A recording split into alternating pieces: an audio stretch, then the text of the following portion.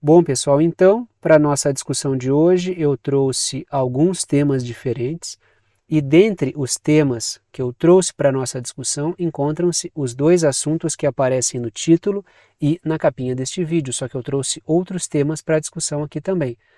Todos os assuntos que serão discutidos aqui encontram-se na linha do tempo aqui embaixo, porque eu fiz a minutagem deste vídeo, ou seja, eu separei as diferentes partes, os diferentes temas que serão abordados aqui conforme o tempo, para que vocês possam selecionar qual tema ou quais temas deste vídeo vocês querem assistir, ou se vão assistir ao vídeo inteiro e a todos os assuntos. Fica a critério de vocês essa decisão. Um dos assuntos que eu tenho discutido com vocês bastante aqui no canal, que diga-se de passagem, é muito mais uma perspectiva de observação do que propriamente um assunto em específico, é o fato de que a OTAN, ao que tudo indica, pelo menos me parece, está buscando uma resposta nuclear russa de qualquer maneira, um ataque nuclear tático, para que seja possível mudar as percepções no que tange à geopolítica. Que tipo de percepção pode ser mudada e que tipo de comportamento pode ser estimulado a partir de uma resposta nuclear da Rússia? Eu já vou fazer uma discussão sobre isso a partir de um artigo que foi publicado recentemente por esse portal aí, que é ligado à Universidade de Harvard e institutos ali estadunidenses. Que assunto é esse? Que tema é esse? Que temática é essa? Que comportamento é esse que pode mudar que a OTAN e os Estados Unidos estão esperando que aconteça? Um ataque nuclear da Rússia, uma resposta nuclear da Rússia pode ter o efeito de fazer com que primeiro a Europa organize-se ainda mais em torno do projeto da Organização do Tratado do Atlântico Norte, a OTAN, e um ataque nuclear, uma resposta nuclear russa, pode fazer com que o Sul global tope aquilo que não topou até então, que é promover sanções contra a Rússia. Eu não estou dizendo que isso vai acontecer, eu estou dizendo que a partir de uma resposta nuclear russa, a OTAN pode trabalhar para mudar percepções e, a partir dessa mudança de percepções, tentar mudar o panorama geopolítico, geoeconômico em torno do conflito na Ucrânia. É uma linha que eu tenho defendido até aqui. Não à toa, a Rússia tem tomado os devidos cuidados para não promover nenhuma resposta nuclear tática, para não entregar para a OTAN esse contexto no qual a OTAN pode trabalhar para mudar as percepções. A Rússia sabe muito bem disso. Tem gente que discorda, tem gente que acompanha o canal que acha que mesmo uma resposta nuclear tática da Rússia, uma resposta nuclear russa de qualquer monta, não teria a capacidade de levar o Sul global a sancionar a Rússia ou levar a Europa a se organizar ainda mais em torno da OTAN. A minha percepção é a de que qualquer resposta nuclear russa pode sim mudar percepções. Não estou dizendo que vai acontecer uma ampla virada por parte do Sul global, que o Sul global vai sancionar em massa a Rússia, até porque o Sul global não sanciona a Rússia porque envolve os seus interesses econômicos, os seus interesses mais pragmáticos. Mas que uma resposta nuclear russa pode mudar percepções ou criar contexto para isso, não tenho nenhuma dúvida, tá? Existe toda uma discussão em torno da questão nuclear e penso eu que muitas percepções podem ser mudadas sim. E a partir deste contexto, um amplo trabalho da mídia para que a população pressione os seus governos a tomar uma certa medida.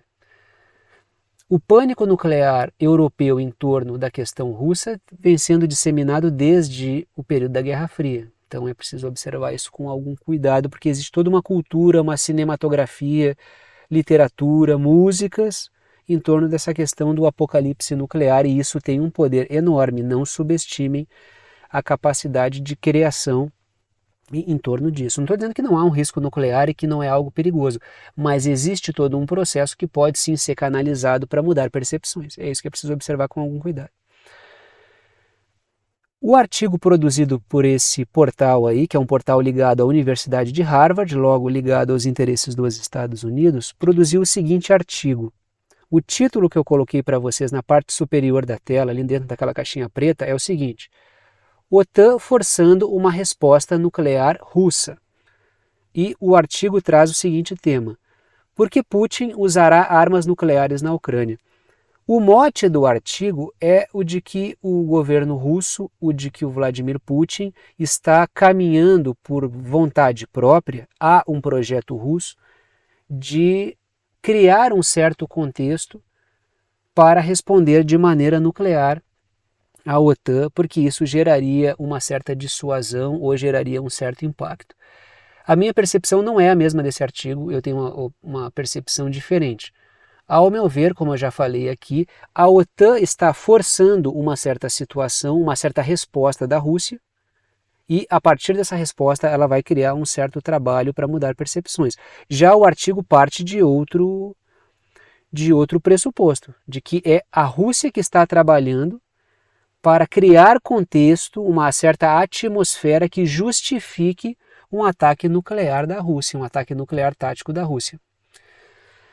Acho que a coisa não é por aí. Aí vocês podem comentar da maneira que vocês quiserem, aí podem se posicionar de um lado ou de outro, pode criar uma terceira, uma quarta, uma quinta avaliação sobre o tema, mas eu discordo do conteúdo desse artigo aí ligado à Universidade de Harvard e de outros institutos ali nos Estados Unidos.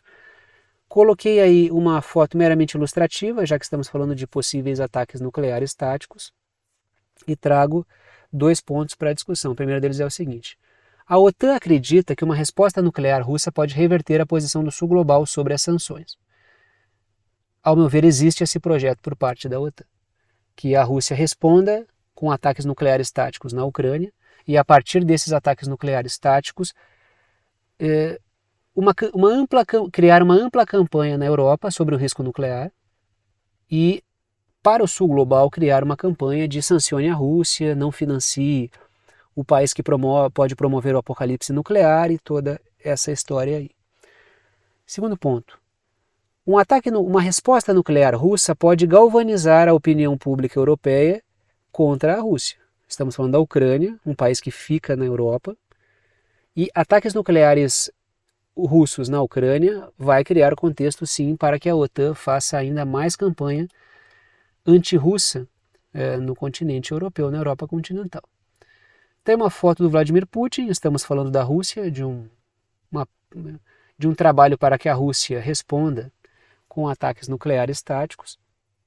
Nem entrei aqui no aspecto da possibilidade de um ataque com mísseis intercontinentais que atinjam, por exemplo, os Estados Unidos, mas acho que isso ainda não está isso aí não está na fila de discussões ainda. Acho que isso aí é algo que está um pouco mais distante. Descarto isso? Não descarto nada. Mas acho que está muito distante, a gente não está nem perto da Rússia usar lá os seus mísseis intercontinentais. E também se usar, a gente entra num outro panorama, num outro cenário, e eu não torço por isso. Né? Alguns de vocês dizem, não, eu quero que aconteça, tem que apertar o botão nuclear. Eu não compartilho dessa visão. Acho que isso arrastaria o mundo para um caminho sem volta. Né? É uma situação bastante perigosa. Trago 3 pontos para a discussão. O primeiro deles é o seguinte: esse texto que eu trouxe desse artigo aqui, ó, que eu printei para vocês, do Russia Matters, o texto afirma, quem quiser acesse lá o portal e leia, né? Mas com todo cuidado, é um portal estadunidense ali com um texto bastante tendencioso. O texto afirma que a única forma que ainda resta da Rússia escalar, dissuadir, é o uso de ataques nucleares táticos. Não é, né?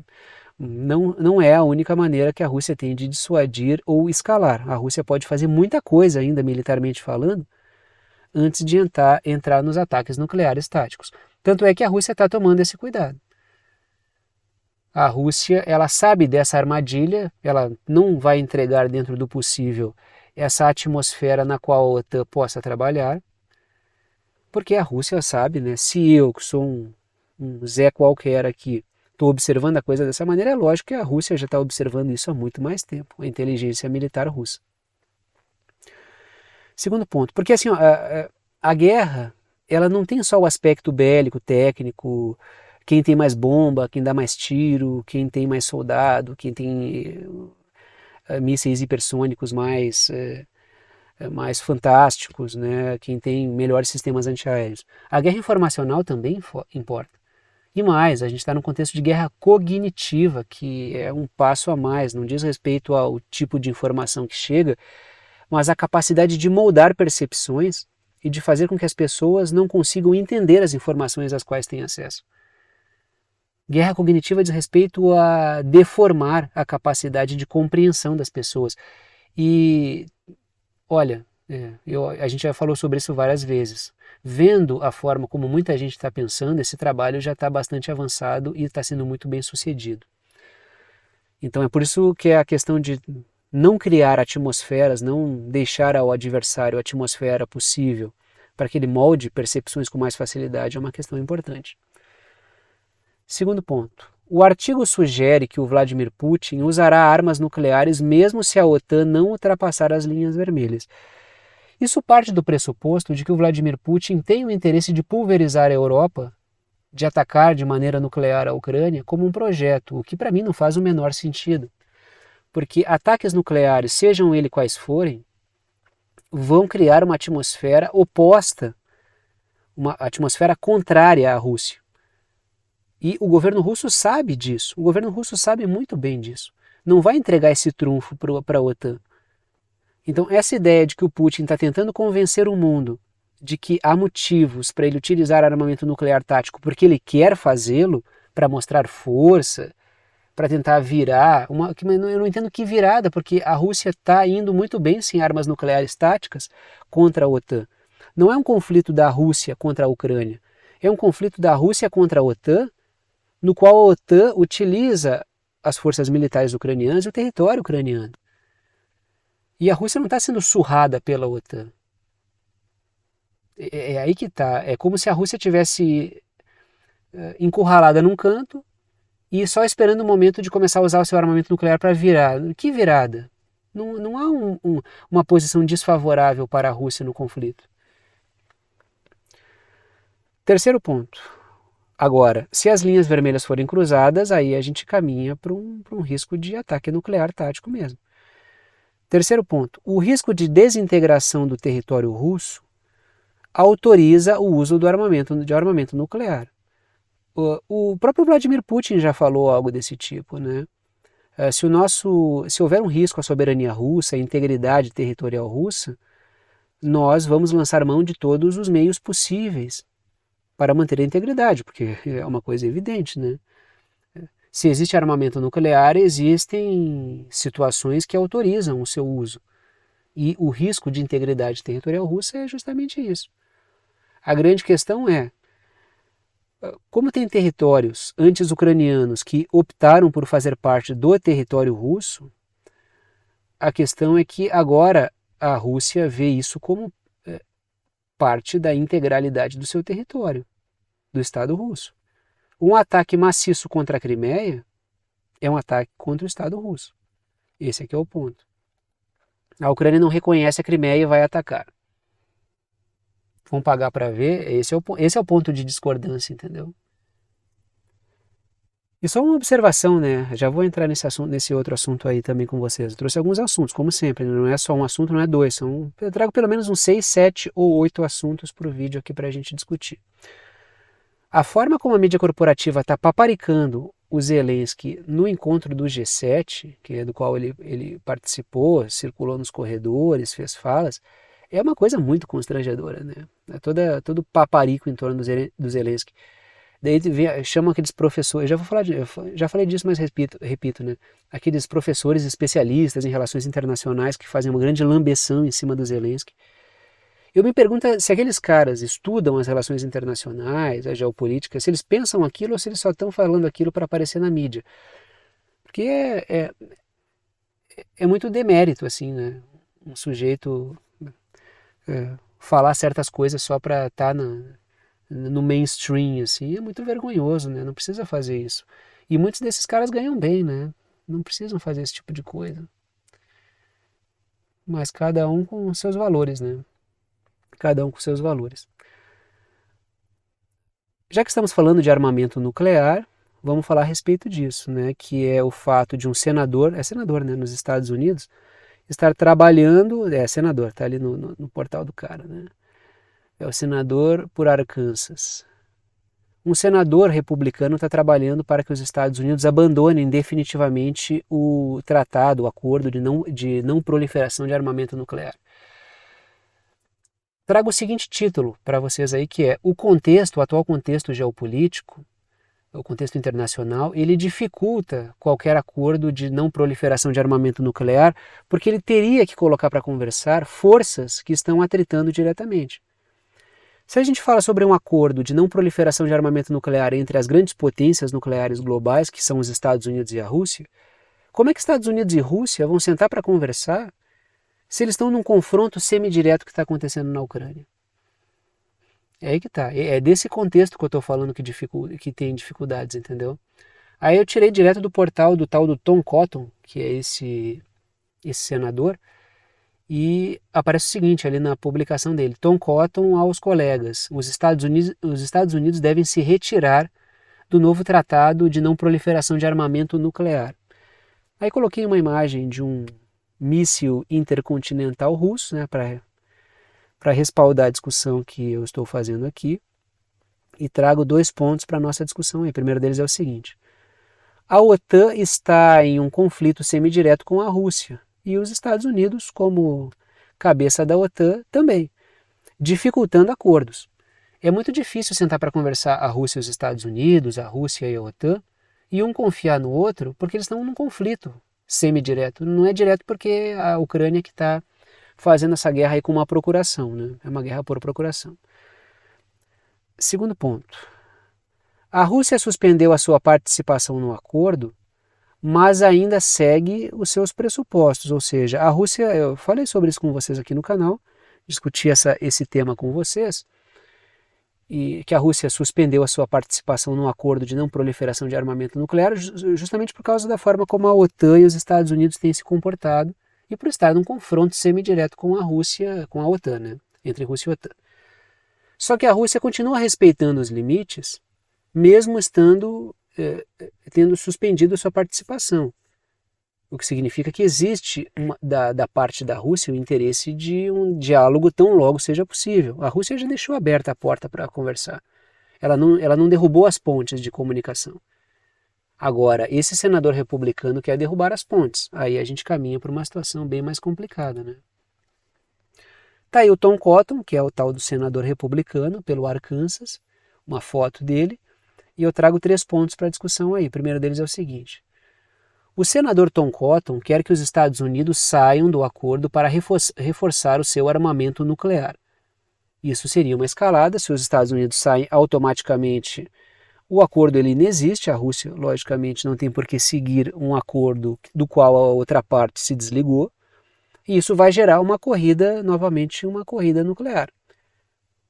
Um aumento da quantidade de armas, o desenvolvimento de armas cada vez mais tecnológicas, com cada vez maior capacidade de destruição, de maior precisão, maior velocidade. Segundo ponto. O projeto também prevê normas rígidas para o controle de armas nucleares chinesas. A China já se posicionou sobre isso.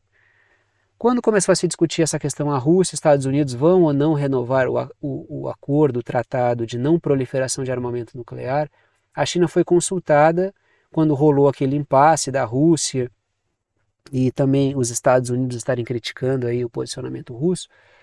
Questionaram a China e ela falou: olha, vocês têm que questionar a gente por último. Por quê? Porque os Estados Unidos e a Rússia têm muito mais armamento nuclear do que a gente. Eles é que precisam ser pressionados mais de cima. Aí vocês vêm até a China e propõem que a gente reduza, se comprometa. Tá, mas a gente tem muito menos armamento nuclear do que Rússia e Estados Unidos. Foquem a discussão lá, não em mim. Esse é o posicionamento chinês. Aí aparece o Tom Cotton e fala sobre inserir a China aí nessa discussão, né? Terceiro ponto. A China já afirmou que possui muito menos armas nucleares e que por isso ela não tem que firmar nenhum compromisso por enquanto, né? Vamos falar um pouquinho a respeito dessa. Eu tenho discutido essa questão das sanções, que cara terá o novo pacote de sanções contra a Rússia, porque existe uma questão. O Tesouro dos Estados Unidos apresentou, logo no início desse ano, e eu tenho discutido isso com vocês aqui no canal, uma nova rodada de sanções com um garrote com a tentativa de apertar ainda mais o garrote em torno do pescoço da Rússia. Não apertar ainda mais, tentar apertar, porque até agora esse garrote aí não tem estrangulado a Rússia como os Estados Unidos gostariam. Só que quanto mais a tentativa de apertar o garrote, mais é o pescoço da Europa e de países como o Japão, por exemplo, que não fica nem na Europa, que é um país asiático, mais o garrote aperta em torno do pescoço de outros países que estão começando a gritar. Aí existe uma questão, o Tesouro dos Estados Unidos que propõe X e a União Europeia e países como o Japão, por exemplo, eles propõem um não X, né? Olha, é o meio X, né? Não vai rolar desse jeito que vocês querem, porque é inexequível isso. Aí no encontro do G7, que aconteceu recentemente no Japão, foram anunciadas novas sanções que vieram muito brandas, perto daquilo que os Estados Unidos gostariam. Por quê? Porque não dá para sancionar a Rússia mais sem destruir as nações da União Europeia e países como o Japão, que dependem energeticamente da Rússia. Coloca o seguinte título na parte superior da tela, dentro daquela caixinha preta ali. Os Estados Unidos esperavam maiores sanções, e elas, logicamente, não vieram. Matéria da Deutsche Welle, tá? Mídia alemã. Países do G7 anunciam novas sanções contra a Rússia. A matéria continua. Em sua cúpula no Japão, os líderes do G7 concordaram com sanções para matar de fome a máquina de guerra da Rússia, enquanto o presidente dos Estados Unidos apoiou caças avançados e treinamento de pilotos para a Ucrânia. O discurso é esse. Temos que sancionar mais a Rússia porque, economicamente comprometida, ela pode reduzir a sua capacidade militar. A questão é que isso não aconteceu. E com a nova rodada de sanções, tende a não acontecer novamente. As sanções atingiram em cheio a Europa. Claro, não vou dizer que a economia russa continua igual, mas ela não foi afetada como a OTAN esperava. A Rússia conseguiu destinar o seu combustível, o seu petróleo, as suas exportações de fontes energéticas para outros países do sul global. Ela virou a coisa do oeste para o leste e continuou promovendo as suas exportações. Os países que passaram a comprar essa fonte energética, os combustíveis russos mais baratos, cresceram em termos econômicos, aproveitaram o ensejo. E muitos deles estão comprando o petróleo russo, refinando e revendendo para a Europa. A Rússia continua ganhando, esse país, como é o caso da Índia e outros países, ganham também, e a Europa paga mais caro na energia.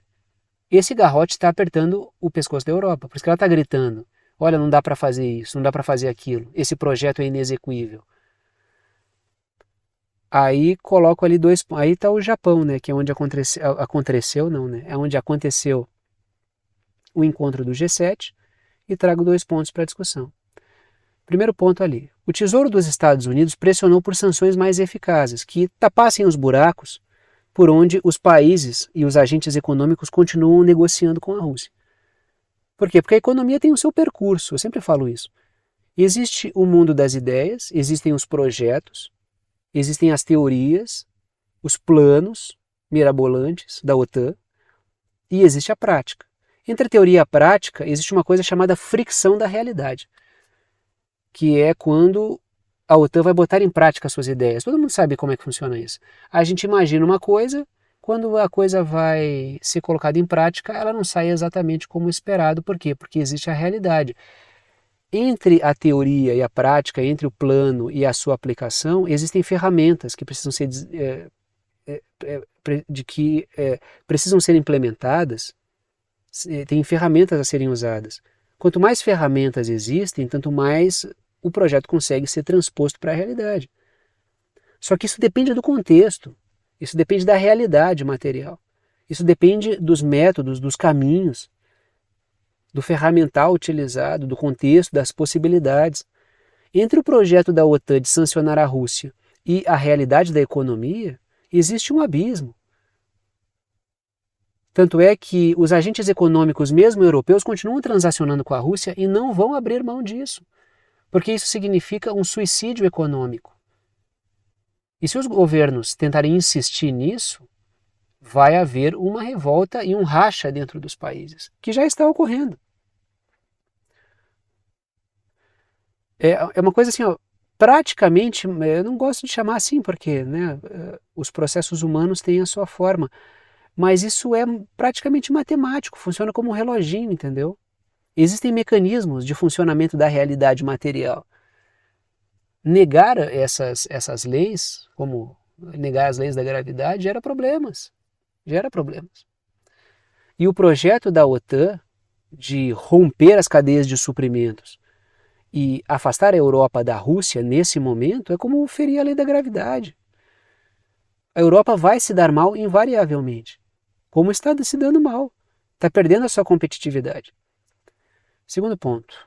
Até então, as sanções contra a Rússia não têm destruído a economia do país ou reduzido o seu ímpeto. Por quê? Porque a economia dá o seu jeitinho, entendeu? Quem está ganhando dinheiro vai tentar achar forma de continuar ganhando dinheiro. Ah, mas tem um projeto da OTAN de democracia, liberdade, pipipi, popopó. Eu estou sendo irônico aqui, né? Não tem nada de democracia e liberdade.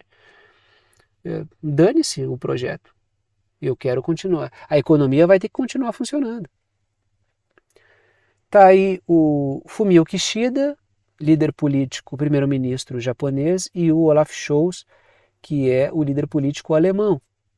Por quê? Porque ambos se encontraram no encontro do G7 e ambos têm uma posição parecida no que diz respeito a uma proposta da OTAN, que eu vou discutir com vocês aqui. Trago 3 pontos para discussão. Lembremos que os Estados Unidos queriam, ou querem, que os países do G7 proíbam, ou queriam que os países do G7 proibissem exportações para a Rússia. O que não ocorreu. E por que isso não ocorreu? Porque não há possibilidade disso ocorrer.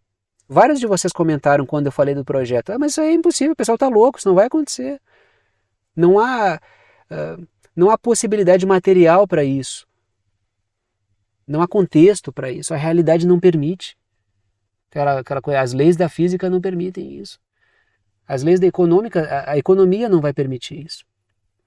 Tanto é que a Alemanha e Japão falaram justamente isso. Já, é o que eu coloco no segundo ponto. A Alemanha e Japão afirmaram que medidas desse tipo, de romper, proibir as exportações para a Rússia, são inexequíveis. Romper todas as cadeias de suprimento com a Rússia é um projeto que não dá para aplicar agora sem destruir a economia dos países. E justamente por isso se posicionam dessa forma. A Alemanha e Japão têm um alto nível de capacismo por causa da sua incapacidade militar de garantir a soberania, por motivos históricos. A gente remonta à Segunda Guerra, o pós-Segunda Guerra, a forma como o Japão e a Alemanha desenvolveram as suas relações no pós-Segunda Guerra, e hoje tem uma situação subalterna. Por quê? Porque não têm capacidade de defesa, não desenvolveram soberania, estão atados aos projetos da OTAN, tem um coturno da OTAN pisando o pescoço político desses países, mas mesmo dentro do seu capacismo, eles não podem continuar com esse projeto ou apostar em algo desse tipo sem destruir o tecido social, econômico e político da sua nação. Por isso que eles não vão além. Ah, será que o Olaf Scholz e o Fumio Kishida são grandes defensores da soberania? Óbvio que não. Mas eles sabem que o projeto é inexequível. Mesmo como figuras capacho político que estão ali para cumprir uma certa agenda, eles dizem para os seus senhores do sistema financeiro, em boa parte britânicos e estadunidenses, olha, cara, não dá para fazer. Não dá para fazer por quê? Porque vocês me bancam no poder, como político, para eu conseguir fazer esse arranjo. Só que, se eu fizer isso, eu perco o capital político e a capacidade, inclusive, de servir a esses interesses. O político, ele pode bastante, porque ele convence a sociedade ali, ele é o cara que tem todas as estruturas para conseguir parecer que trabalha para o povo quando trabalha para os de cima.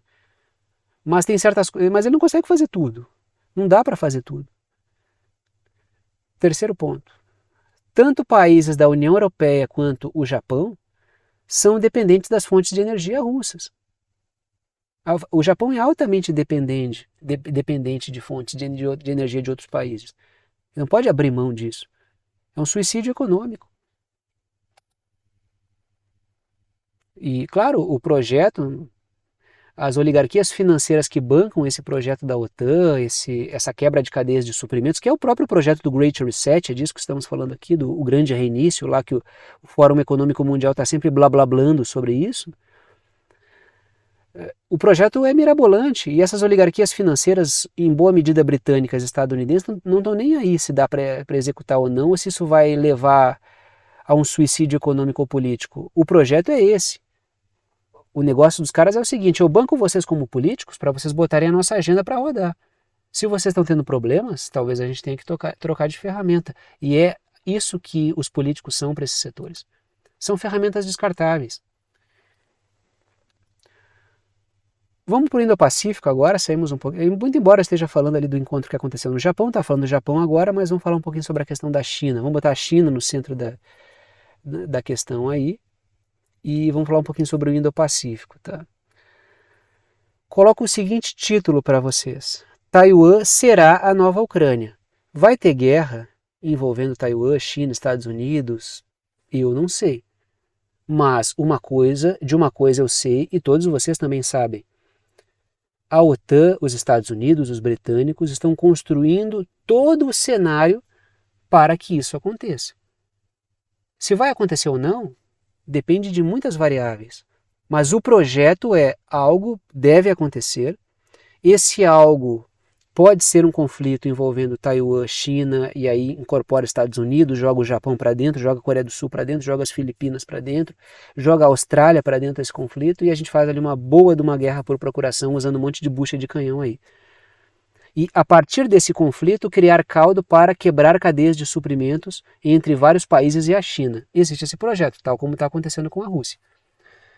Por isso que eu coloco, Taiwan será a nova Ucrânia. Só não será se o projeto da OTAN não vigorar. Mas a capacidade que a OTAN tem de criar caminhos para produzir conflitos é enorme. Não foi a Rússia que buscou o conflito que está acontecendo na Ucrânia. Por isso que retratar o conflito como a tentativa russa de invadir a Europa inteira, dominar completamente a Ucrânia, é uma viagem na maionese completa. Antes do conflito, era possível ler o tempo inteiro o Vladimir Putin e o governo russo dizendo não façam, não ultrapassem a linha vermelha. E a OTAN foi não só atropelando, a OTAN ela ficou pulando corda com a linha vermelha que a Rússia colocava. Até a Rússia tirar a corda da mão dela e dar-lhe um laçaço nas paletas da OTAN, entendeu? Foi justamente isso que aconteceu. Fazer uma leitura diferente dessa é negligenciar tudo que aconteceu antes. Ah, não foi a Rússia que decidiu, o Putin acordou num certo dia e decidiu dominar o mundo, igual aquela coisa do pink cérebro. É uma bobagem enorme, é assim que a mídia aborda a coisa toda, entendeu? Esquecem da questão do Nord Stream, esquecem da questão de toda a provocação que aconteceu ali, de todas as vezes que a Rússia falou sobre não ficar dando a entender que a Ucrânia deveria entrar na OTAN, negligenciar tudo que a Ucrânia fez contra povos etnicamente russos que viviam dentro do território ucraniano. Inclusive, um pouco antes do conflito começar, o Zelensky estava até falando em desenvolver armamento nuclear. E a Ucrânia tinha condições técnicas para isso. Não à toa, uma das primeiras coisas que a Rússia fez foi garantir o controle da usina nuclear de Zaporizhia. Então, é uma questão tática. Existe todo um contexto prévio que é negligenciado na hora das abordagens. Todo mundo só lembra assim, as operações começaram e o Putin é mau. Matéria do Defense News. Marinha dos Estados Unidos estabelece célula de resposta rápida para levar tecnologia à Ucrânia e Taiwan. Por que Ucrânia e Taiwan? Ucrânia porque é a bucha de canhão agora e Taiwan porque é a bucha de canhão amanhã. Só tem essa interpretação. Coloquei aí para vocês no mapinha parte da China em laranja e Taiwan em verde. Lembrando, Taiwan não é um país, Taiwan é parte integrante do território chinês com autonomia administrativa. Trago 2 pontos para a discussão. Ucrânia e Taiwan são pontos escolhidos pela OTAN, forças britânicas e estadunidenses sobretudo, para tentar atingir a Rússia e a China, respectivamente. Segundo ponto. Os Estados Unidos estão estudando o que funcionou na Ucrânia para aplicar em Taiwan. E lógico, a China, e eu já discuti isso com vocês aqui no canal, ela está fazendo todas as leituras possíveis, estudando tudo o que está acontecendo na Ucrânia, estudando a OTAN palmo a palmo, para conseguir combater a OTAN amanhã, porque a China sabe muito bem que a próxima bola da vez é ela. Pelo menos é o que os projetos indicam. Não estou eu aqui fazendo leitura catastrofista, eu estou demonstrando o quê? Eu estou tentando demonstrar o quê? Que a OTAN trabalha para construir um certo cenário. Se esse cenário vai se concretizar ou não, que é um cenário de conflito, rompimento das cadeias de suprimentos no nível ainda mais profundo, só a forma como Rússia, China e o sul global vai se comportar é que vão dizer. E lógico, depende muito de Taiwan também, né? Assim como dependia da Ucrânia não deixar acontecer o que aconteceu, mas a Ucrânia se colocou na situação de bucha de canhão e agora é possível que nem exista depois do conflito Ucrânia, para contar a história. Uma parte pode se integrar à Rússia e uma outra parte pode ser anexada pela Polônia e vai sobrar ali só uma meia dúzia de palmos de território ali para o Zelensky ficar como governante, se é que ele vai ficar, né? Pelo menos a OTAN já disse que o Zelensky depois da guerra não precisa mais governar, então é bom o Zelensky já ir se preparando para fugir para algum lugar. Continuamos no Indo-Pacífico porque Índia e Estados Unidos estão de olho no Pacífico, é o que eu coloco ali na parte superior da tela.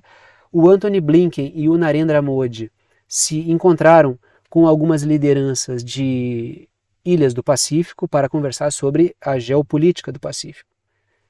Trago a seguinte matéria que eu tirei do The New York Post, se eu não me engano, mas na verdade o The New York Post, acho que é The New York Post, se eu não me engano, tirou do... ou é New York Post, né? Não é The New York Post. O The New é The New York Times, né? É o New York Post, se não me engano. Só que o New York Post, ele quibou lá da Reuters a matéria. Isso é muito comum, né? O Antony Blinken e o Narendra Modi é o líder político indiano e o Antony Blinken é o secretário de Estado dos Estados Unidos.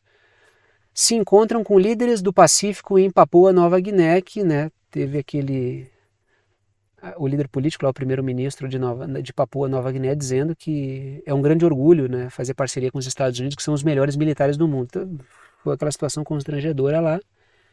Tá aí uma foto do Narendra Modi, que é o líder político indiano.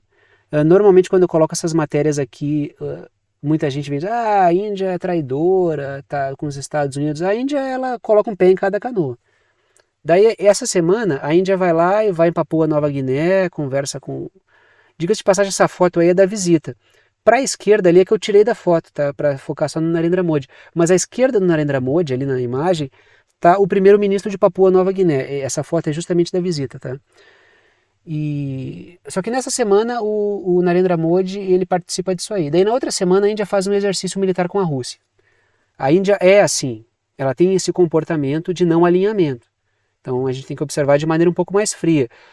É irritante normalmente assim, quando a gente vê qualquer associação aos Estados Unidos, mas a Índia explora isso muito bem. A Índia tem historicamente esse comportamento de não alinhamento. E o fato do Narendra Modi, conversar, ele e o Blinken, com um monte de líder político do Pacífico, não quer dizer absolutamente nada. 2 pontos que eu trago para a discussão. O Narendra Modi explora as relações com os Estados Unidos para reduzir o avanço da China na região. Por quê? Porque a China é vizinha da Índia, ambos têm vários problemas ali históricos e de fronteira, inclusive. E lógico que a Índia tenta usar os Estados Unidos para desgastarem a China e enfraquecerem a China na região. Em contrapartida, coloco o segundo ponto, os Estados Unidos tentam surfar os atritos entre Índia e China para enfraquecer ambos. É um tentando surfar o outro, entendeu? E lógico, a Índia sabe muito bem o que significa ficar confiando em oligarquia britânica estadunidense, anglo-yankee, que eu digo ali. Até porque muitas são as mesmas, né? Um é filhote do outro ali, né? No que tange Estados Unidos e britânicos. Tá aí a Índia no mapa, só para a gente colocar a Índia no mapa. Percebam ali que tem uma fronteira com a China. Já discuti aqui questões ligadas à fronteira ali, que os Estados Unidos inclusive estimularam conflitos ali, deram posições chinesas para a Índia poder atacar, né? Trago 3 pontos para a discussão. O primeiro deles é o seguinte: o Antony Blinken e o Narendra Modi se reuniram com 14 diferentes líderes de ilhas do Pacífico. Com qual objetivo? O objetivo principal é evitar o avanço da influência chinesa no Pacífico. E a Índia, claro, que vai surfar essa onda para tentar controlar o ímpeto chinês. Segundo ponto, os membros da parceria quadrilateral, do Quad, concordaram em ampliar as relações com as ilhas do Pacífico. Parceria quadrilateral é Índia, Estados Unidos, Japão e Austrália. A Índia está surfando onda. A Índia não vai embarcar de cabeça no projeto da OTAN. Tá? Ela está usando circunstancialmente de maneira instrumental isso. E a OTAN sabe muito bem disso. Tanto é que é uma confiança assim na Índia muito frouxa, né? Porque sabe exatamente como a Índia se comporta. A Índia tem o país que mais vende arma para a Índia é a Rússia. Então, as parcerias militares, os exercícios conjuntos da Índia com a Rússia, inclusive com a China também, são recorrentes. Então, a Índia explora bem isso. Terceiro ponto. Estudantes universitários de Papua Nova Guiné protestaram contra as relações que o governo de Papua Nova Guiné está estabelecendo com os Estados Unidos. Ou seja, sabem o que isso significa. Aí o primeiro-ministro foi lá dizer, não, mas isso não significa que nós vamos romper com a China, porque existe essa preocupação. Olha, as relações econômicas com a China são importantes para nós. Vocês podem acabar ferrando a nossa economia. Não façam. É uma coisa que o povo europeu deveria pressionar mais, né? Olha, não detonem as nossas relações com Rússia e China, porque vai ficar feio para nós. Vamos falar um pouquinho do Oriente Médio, vamos falar um pouquinho do Golfo Pérsico agora, né? Estamos fazendo um tour pelo mundo aí. Porque forças da OTAN, coloco na parte lá superior da tela, na caixinha preta, forças da OTAN estão provocando o Irã. E trago a seguinte matéria da Associated Press. Associated Press é mídia muito corporativa, então é importante repetir para ver se os algoritmos aí fixam, né? Esse canal utiliza Associated Press. É um canal confiável, só que lógico, eu faço uma leitura decodificada aqui, pego a matéria só para poder me impulsionar aqui, mas funciona? Não sei, mas né? Eu tento, vocês sabem que eu tento, né? Comandantes navais dos Estados Unidos e aliados no Estreito de Hormuz em trânsito no Oriente Médio em demonstração de força contra o Irã. O que aconteceu ali? Né? O que aconteceu é que comandantes britânicos, franceses e estadunidenses estavam a bordo de um navio dos Estados Unidos, cruzando o Estreito de Hormuz, que é aquela zona circulada ali que eu botei para vocês no mapa, ao sul do Irã ali, né? Naquela pontinha ali da Península Arábica ali, né? Golfo Pérsico. Houve ali uma passagem de navio militar com comandantes britânicos, franceses e estadunidenses para promover uma clara provocação contra o Irã. Coloco aí está no mapinha tudo identificado para vocês. Trago 2 pontos ali. O primeiro deles é o seguinte: os comandantes estavam em um navio militar dos Estados Unidos. Segundo ponto: os Estados Unidos já disseram que irão aumentar a sua presença militar no Golfo Pérsico. Aí agora eles estão transitando por ali e isso é reflexo de uma situação que está se prolongando e está tensionando. É uma escalada de tensões ali que está acontecendo no Golfo Pérsico. Ali uma imagem meramente ilustrativa de um navio iraniano, porque os Estados Unidos têm por prática saquear navios iranianos. Tá? Só que o Irã está respondendo a isso. E aí os Estados Unidos estão tentando colocar algumas peças na mesa para ver se conseguem dissuadir, provocar e assim por diante. Trago 3 pontos para a gente conversar um pouquinho sobre isso. Tanto é que o Irã já apreendeu alguns navios que estavam passando ali pelo Estreito de Hormuz, alguns navios que tinham como destino os Estados Unidos, para responder ao que os Estados Unidos já fazem também. Trago 3 pontos ali.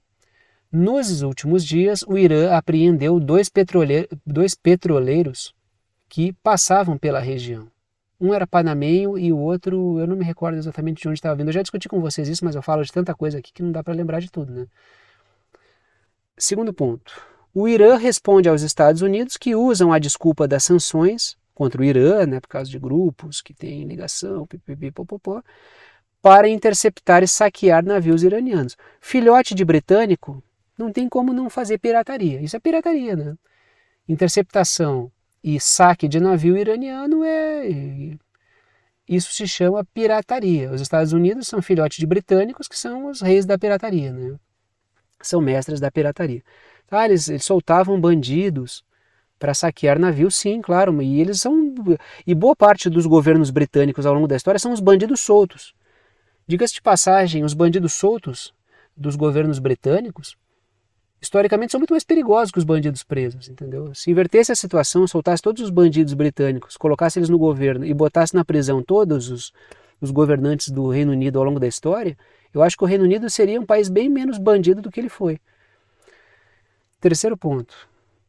Os Estados Unidos costumam saquear navios com combustíveis, por causa do contexto de crise energética, né? Ao longo da pandemia, vocês lembram do episódio deles roubando máscara chinesa, né? Daí tinha aquela coisa assim, ó, por um lado, o trumpismo dizia que a máscara chinesa já vinha com a doença, que era toda aquela bobajada que eles espalhavam. Só que por eles roubavam as máscaras chinesas, ou seja, né, me parece que os Estados Unidos queriam roubar máscaras contaminadas, né? Os discursos são muito ridículos, né? Continuamos ali no Oriente Médio. Vamos falar um pouquinho aí sobre as reuniões da Liga Árabe que aconteceram. Teve participação do Bashar al-Assad, líder político sírio, e teve fala importante, né, nesses encontros aí que aconteceram dias atrás da cúpula, né, da cúpula da Liga Árabe, né, do encontro da Liga Árabe lá. Coloquei o seguinte título: Acordos de Abraão sobem no telhado, só rememorando muito rapidamente, né, porque eu sempre falo sobre isso aqui, não vou ficar repassando toda hora, mas uma repassadinha sempre é bom para lembrar, porque a gente fala de bastante coisa. Os Acordos de Abraão são aquela tentativa do Estado de Israel construir pontes e parcerias militares, por que não econômicas, com países do mundo islâmico. Num primeiro momento para tentar fazer frente ao Irã, mas o projeto é muito maior. Como Estados Unidos e Reino Unido estão tendo problemas para se relacionar com países do mundo islâmico, Israel está tentando fazer isso, o que eu tenho chamado de tentativa de consolidação de uma OTAN do mundo islâmico, mas é bem complexa a tessitura desse tipo de acordo. E por que os acordos de Abraão estão subindo no telhado, ou seja, estão ficando cada vez mais distantes? Olhem a matéria. Liga Árabe afirma que causa palestina continua sendo questão central, questão árabe central. E qual é o problema? A atual base de governo de Israel massacra o tempo inteiro, não que isso não acontecesse antes, mas o nível de truculência aumentou bastante, massacra o tempo inteiro os palestinos. Ou seja, enquanto a política doméstica de Israel vai para um lado, por causa da sua base de extrema-direita sionista, a política internacional de Israel vai para o outro lado. Muito difícil de costurar os acordos de Abraão, tendo como base a extrema-direita sionista, que tem por projeto fazer linguiça de palestino. Trago 2 pontos para discussão aí. Com a extrema-direita sionista no poder em Israel, formando base do governo Netanyahu, os acordos de Abraão estão em risco. Por quê? Porque se a Liga Árabe e um dos países mais assediados pelos acordos de Abraão, que é a Arábia Saudita, dizem que a questão palestina é central e a extrema-direita sionista está massacrando a torta e a direita palestino, como é que a coisa vai andar?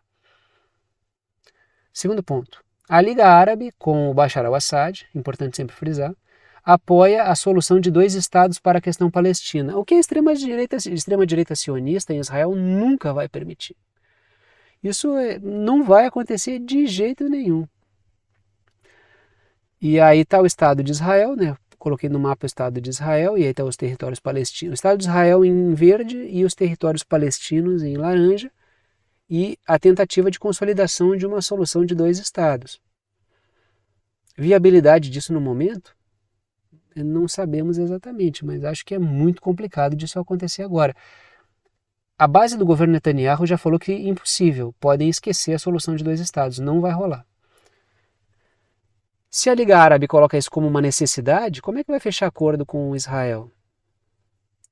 É complicado. Coloco 3 pontos aí. O primeiro deles é o seguinte: a Liga Árabe defende que o Estado palestino tenha o traçado de 1967 e que a capital seja Jerusalém Oriental. Aí, dias atrás, inclusive comentei isso com vocês na análise de ontem, acho que foi ontem, né? A extrema-direita sionista foi às ruas recentemente para celebrar o dia da tomada de Jerusalém Oriental, justamente em 1967. Então, o que os protestos da extrema-direita sionista estão celebrando é justamente aquilo que a Liga Árabe está criticando. Qual é a possibilidade da Liga Árabe, países da Liga Árabe, conversarem com Israel para estabelecer acordos desse jeito? É lógico que a Arábia Saudita vai ficar tentando extrair tudo que pode dos Estados Unidos e de Israel para conseguir assinar o acordo. Mas vai assinar? Eu não sei. Honestamente, é muito impopular isso. É muito impopular entrar nesse tipo de jogada junto com Israel, com o risco de ter uma ampla insatisfação da população islâmica sobre isso. Por quê? Porque boa parte dos muçulmanos, boa parte dos palestinos massacrados são muçulmanos, embora nem todos os palestinos sejam. Terceiro ponto.